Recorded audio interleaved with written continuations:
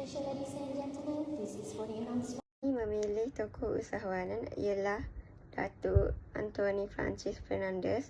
Beliau dilahirkan pada 30 April 1964. Beliau adalah seorang bangsa Gua bercampur dengan Portugis Melaka. Beliau dilahirkan di Kuala Lumpur. Beliau berpendidikan di sekolah Alice Smith di Kuala Lumpur.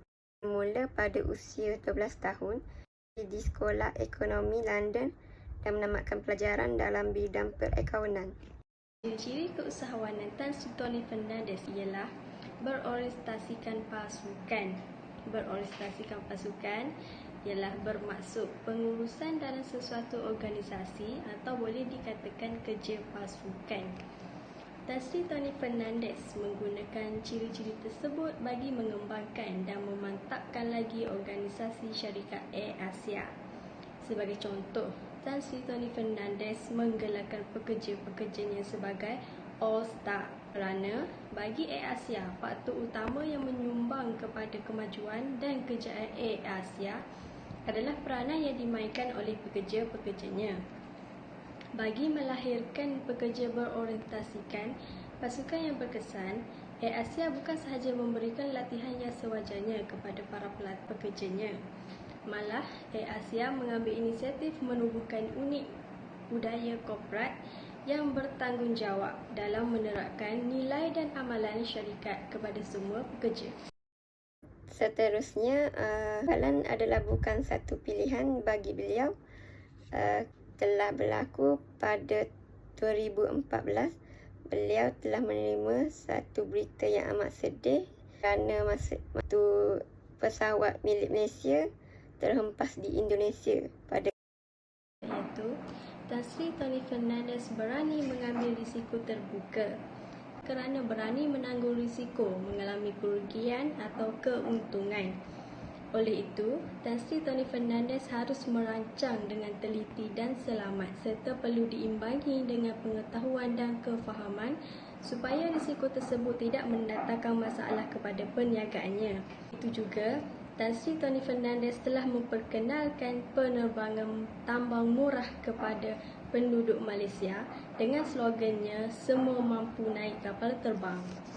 Tan Sri Tony Fernandez mencapai kemasyhuran sewaktu dia memulihkan Air Asia daripada sebuah syarikat penerbangan yang mundur kepada sebuah syarikat awam yang cermelang. Ciri usahawan Tony Fernandez yang seterusnya adalah berwawasan. Fernandez ni ada wawasan yang berani, menyeluruh dan berpandangan jauh untuk syarikatnya.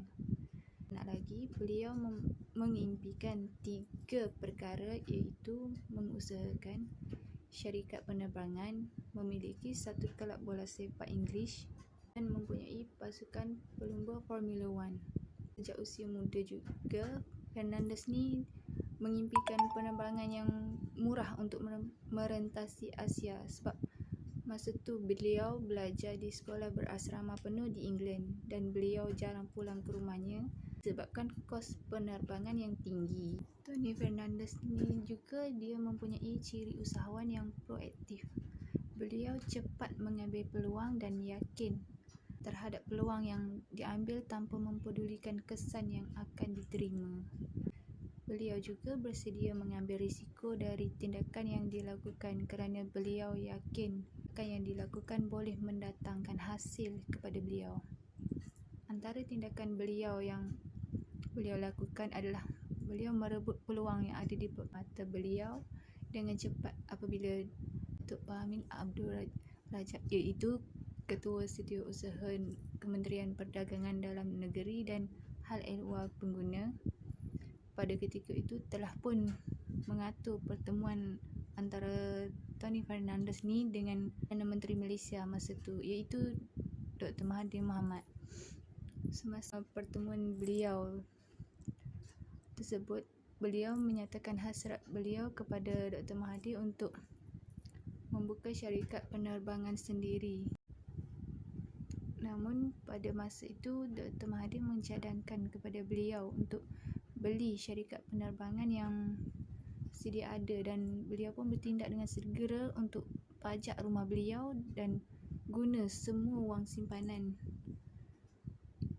wang simpanan beliau untuk beli Air Asia bersama tenaga kerja dan aset yang dimiliki Air Asia masa tu, termasuklah 2 buah kapal terbang usang. Beliau juga telah menyusun semula organisasi Air Asia dan dengan imej dan konsep baru yang membawa perubahan besar dan memperoleh keuntungan dalam jangka masa yang pendek.